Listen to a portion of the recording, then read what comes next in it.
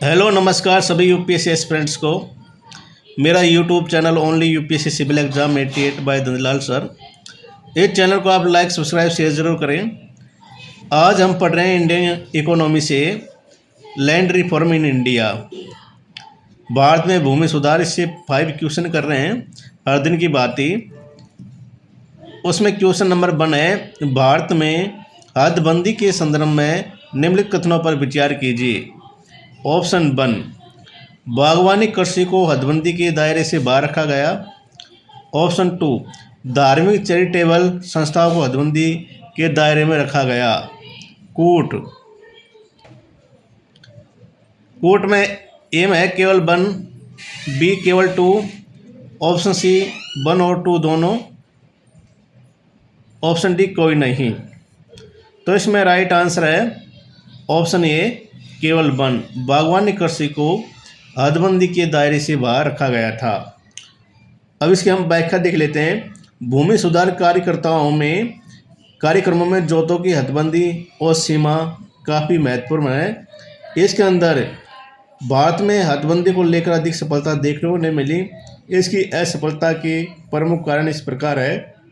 राज्य सरकार में काफ़ी समय तक जोतों की उच्चतम सीमा निर्धारित करने की ओर विशेष ध्यान दिया गया। धार्मिक एवं चैरिटेबल संस्थाओं को हदबंदी के दायरे से बाहर रखा गया।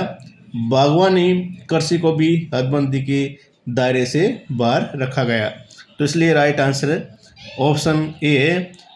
तो इसलिए गलत है क्योंकि इसमें दायरे की बात कर रखा है, जबकि धार्मिक चैरिटेबल संस्थाओं को हदबंदी के दायरे से बाहर रखा गया।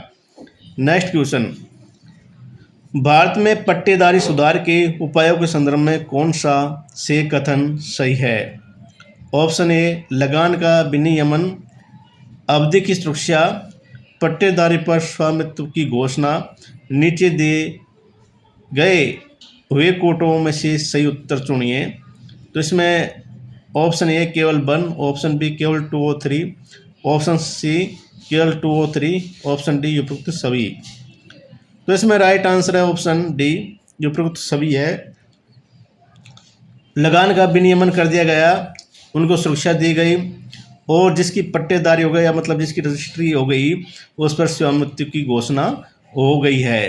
तो भारत में पट्टेदारी सुधार के उपयोग के संदर्भ में ये कथन सही है।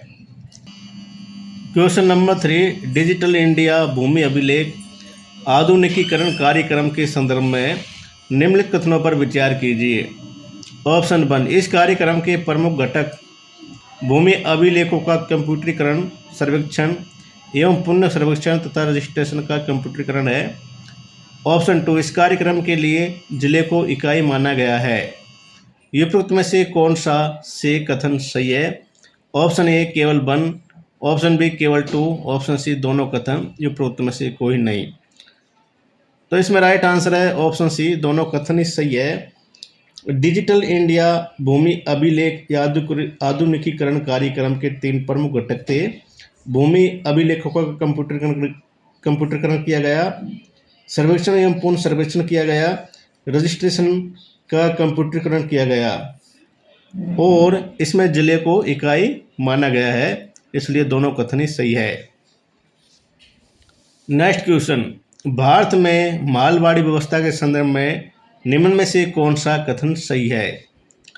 ऑप्शन ए, इस व्यवस्था का जनक होल्ट मैकेंजी को माना जाता है। ऑप्शन बी, यह व्यवस्था दक्षिणी भारत में लागू की गई। कौन सा कथन सही है। ऑप्शन ए केवल ए, ऑप्शन बी केवल बी, ऑप्शन सी दोनों, ऑप्शन डी उपयुक्त में से कोई नहीं।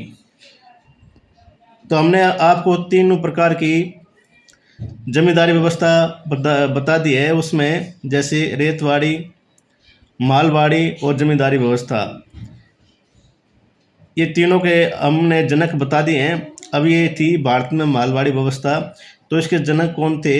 होल्ट मैकेंजी थे, और माल का अर्थ गांव से है। ठीक है, जो गांव का मुखिया है वो ही सरकार से लगान वसूली का समझौता करता था, वही लगान देता था गांव के लोगों से उगा करके। ठीक है, और जो मालवेड़ी व्यवस्था कब लागू हुई थी, ये 1822 में लागू की गई थी और यह व्यवस्था दक्षिण भारत में लागू नहीं की गई। यह मध्य प्रांत, पंजाब, मध्य प्रदेश, पंजाब और उत्तर प्रदेश में लागू की गई थी, इसलिए ऑप्शन 2 गलत हो जाता है। और सबसे ज़्यादा जो व्यवस्था थी कौन सी थी, रेतवाड़ी थी, वो ब्रिटिश भूभाग का 51% थी। और ये कितने प्रतिशत थी, ये 30% थी। नेक्स्ट क्वेश्चन, राष्ट्रीय भूमि अभिलेख आधुनिकीकरण कार्यक्रम प्रारंभ किस वर्ष किया गया? ठीक है, राष्ट्रीय भूमि अभिलेख आधुनिकीकरण कार्यक्रम प्रारंभ किस वर्ष किया गया? ऑप्शन ए 2008, ऑप्शन बी 2009 ईस्वी, ऑप्शन सी 2011 ईस्वी, ऑप्शन डी 2015। तो इसमें राइट आंसर है 2008 ईस्वी। ठीक है, तो राइट आंसर क्या है? Option A. वर्ष 2008 में राष्ट्रीय भूमि अभिलेख आधुनिकीकरण कार्यक्रम NLRMP भूमि संसाधन विभाग ग्रामीण विकास मंत्रालय द्वारा प्रारंभ किया गया। किस मंत्रालय द्वारा किया गया? ग्रामीण विकास मंत्रालय द्वारा। ठीक है, और इसका उद्देश्य भूमि अभिलेखों के आधुनिकीकरण, भूमि संपत्ति विवादों को घटाना, भूमि अभिलेखों की रखरखाव व्यवस्था में पारदर्शिता लाना था। तो आज ये मेरी मिनी टेस्ट सीरीज कंप्लीट हुई 5 क्वेश्चन की। प्लीज़ मेरे इस चैनल को आप लाइक, सब्सक्राइब, शेयर ज़रूर करें। जय हिंद, जय भारत।